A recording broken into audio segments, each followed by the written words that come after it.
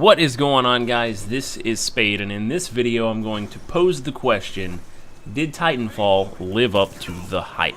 Personally, I don't believe it did. While I do enjoy the game, I did enjoy what it brought to the table. I feel the game is bland, has a lack of variety, and is very, very repetitive.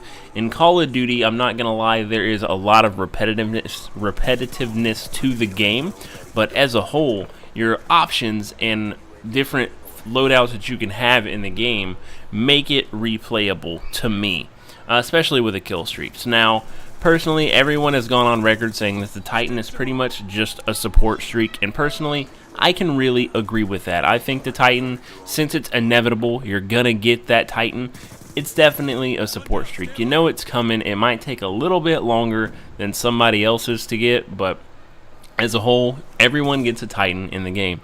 I think it would be great if there was something in the game that you could actually slow the enemy from getting their Titans, or possibly just make it not happen at all. I think the game would be great.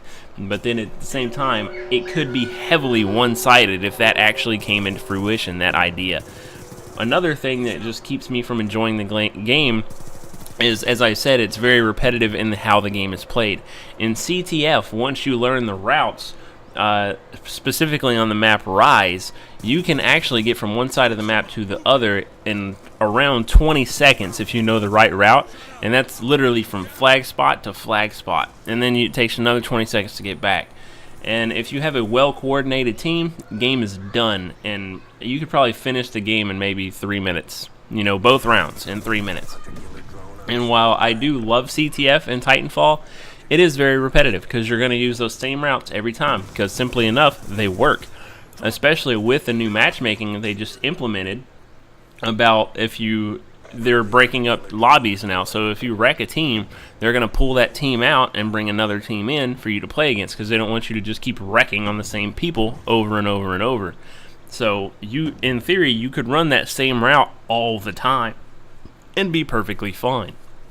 But overall, as a whole, what I think is holding Titanfall back is its lack of variety. You have 3 Titans, and all in all, outside of the challenge that you have to do them to regen, you're 90% of the time you're going to use the same few loadouts constantly. A few of the things I see online all the time, I see the car SMG, which is probably the sweetest gun in that game, especially if you put a counterweight on it. You put a HCOG and counterweight, thing is ridiculously stupid. And then you can put HCOG, counterweight, and running gun, and that thing is way ridiculously stupid. And then the R101C carbine.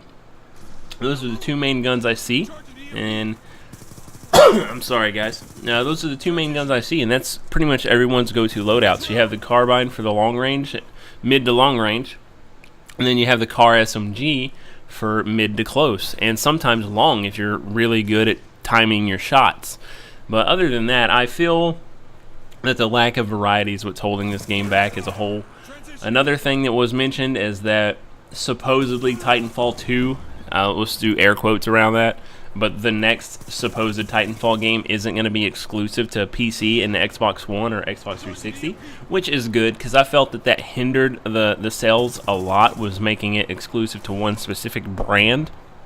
But I did see in an article somewhere saying that Respawn wouldn't even put it on Xbox if the cloud computing wasn't available, because that's what drives the AI and the grunts. That's what drives the AI and the animals in the background, like the big dragon you see and the dragons flying around. So that's what drives the AI in that. So I'm not sure exactly how it's going to work on the PlayStation, because there's no cloud storage or anything like that. We have Gaikai, but that's about it.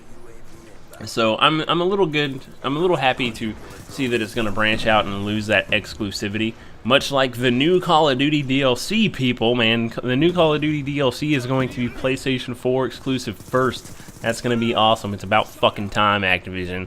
Goddamn.